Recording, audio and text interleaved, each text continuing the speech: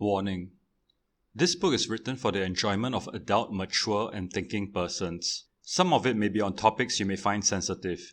If you are likely to be offended by views that are not in line with your own views, then please stop now and do not proceed. This is a work of fiction with no intention by the author to offend. Any resemblance to actual events, real places, or persons dead or alive are coincidental. If a place is named after a real place, much worse things have been written about it elsewhere with no liability. The opinions expressed are those of the characters and should not be confused with the authors. I'm the Philosophical Bachelor, and today I'm going to read you Chapter 5 of Xperience the Revolution. Each person is at liberty to construct his dream world according to his individual peculiarities, wrote Sigmund Freud in The Interpretation of Dreams. The two sat next to each other at the control panel. DSB could see that Liu was in a pensive mood, recalling and thinking through what he has just gone through. They sat in silence until Liu spoke first, as was proper. I want to discuss with you what just happened.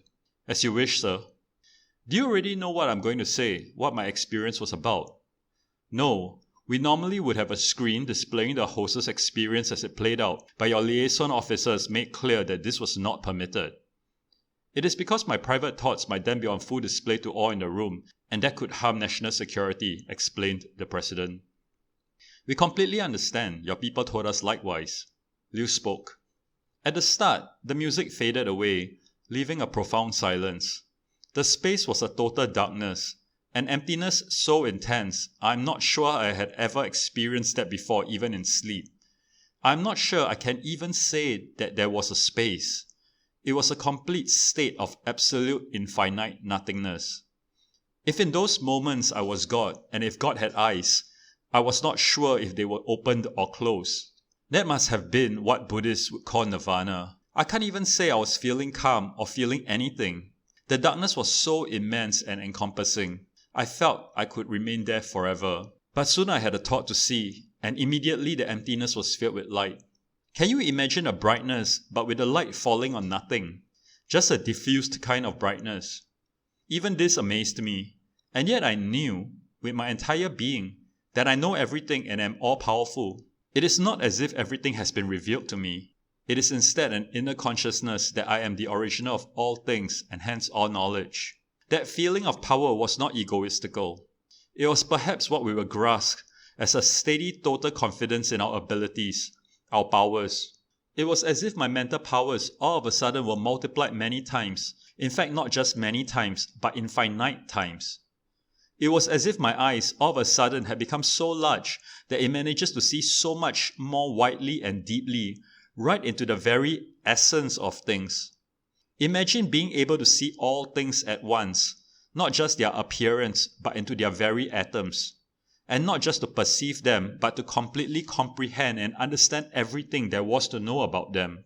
It wasn't as if I simply saw everything. Instead, I felt this power that I can and have seen and understood everything. I thought of nature step by step, and in each step, the entire space corresponded. First, the waters parted from the land. Then it filled with plants, birds, trees, animals, insects, all at once as I thought of each. And finally, I made man. The act of creation was simply the act of me cognizing. It felt as if every time I closed my eyes, when I stopped thinking it would all cease to exist. Except that this blinking never happens. God does not need to blink. Whatever is taught persists. He paused, and DSB felt obliged to explain something about the machine. The only part we scripted for your experience was the emptiness at the start. There was a choice of putting in events, but this would only have been possible if we had a view of your experience, so we scripted in fact nothing at all. You see, there are a few possibilities for the experiences in the machine. We could have discussed with the client in advance a storyboard which we would then implement with the help of the machine's AI life and our controlling view of the experience. However, for a man of your intelligence, we knew that your imagination would populate the world you experienced. You were in fact driving your entire experience. The entire set of events you went through was entirely imagined by you. The mind is a complex object. One way to think about what you experienced in a machine is that it was not only coming from your conscious self, but also your unconscious self, similar to the way one dreams. What we did was to actualize the sensory perceptions required to make your cognition of your experience complete. If you imagined a bird singing, the AI life would create that sound at the right position and the right volume in real time, so you actually would hear a bird singing and experience no dissonance at all. If you turned your head in that direction and looked, the AI life would have rendered an image of the bird there for you to discover. The AI life also sewed together the various thoughts and ideas produced by your imagination into a coherent story. In a dream, the various objects and sequences are not coherently linked, which is why dreams appear as disconnected fragments. Intellectual work is needed to bring it together into a whole that makes sense, that appears logical to form a story. This is normally done during your waking state by your intellect, and this is what AI life does for the host during their experiences. Liu was crestfallen. So it wasn't as if I had a seat at the performance when God created the world, he said, that I finally found the answer for which is the one true God. No. It was all a creation of your own mind, augmented by machine intelligence. The machine cannot provide anything original on its own. It is either fed in by us as brute facts, or as a storyline, or is imagined by the host. Whatever effects delivered by the machine can in theory be traced to a cause outside its algorithm.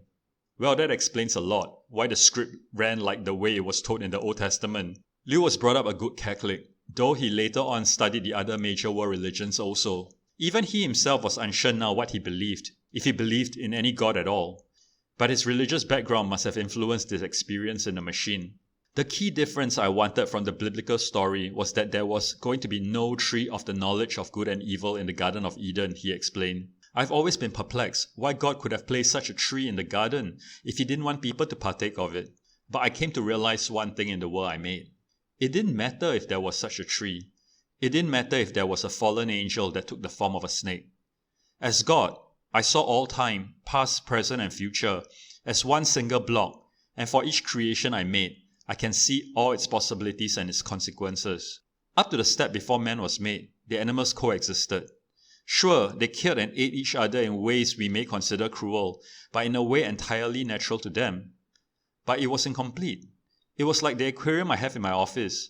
It is teeming with marine life, but a kind of life that left me as God feeling rather cold, if God could feel cold. The animals were conscious, but did not have the level of consciousness to truly care and to truly love.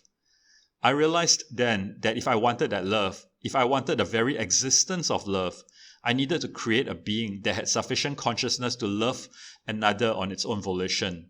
It needed free will. I, not as God, but as myself, thought I had the solution. I was going to change the path of history by putting the tree of knowledge outside the gates of paradise. I realize now that I had underestimated man's affinity for badness, because the block of time still took a dark direction. It didn't matter that the tree wasn't there. DSP mused over what Liu said. Free will meant having a choice to choose between good and bad. Otherwise, was it really freedom if all the choices were equally good? But couldn't a world be created with only good choices, just some more good than others, instead of being plain bad? But isn't this less good choice simply then evil, except to a lesser degree? DSP kept his peace. He was no theologian. With a sigh, Liu stood up, shook DSP's hand and walked out of the hall. Liu's personal secretary came back in. He handed DSP the signed documents, which must have been done even before the president's arrival in the hall. You are free to commence your business operations. Please get the necessary approvals, if required, from the respective agencies, he said in an officious voice before leaving. I hope you have enjoyed Xperience the Revolution so far. Thank you for tuning in. The next chapter will be released the coming Saturday, so please stay tuned. Please leave me a comment, like and subscribe to the Philosophical Bachelor channel. And please share the video so that others may enjoy my book also. Thank you.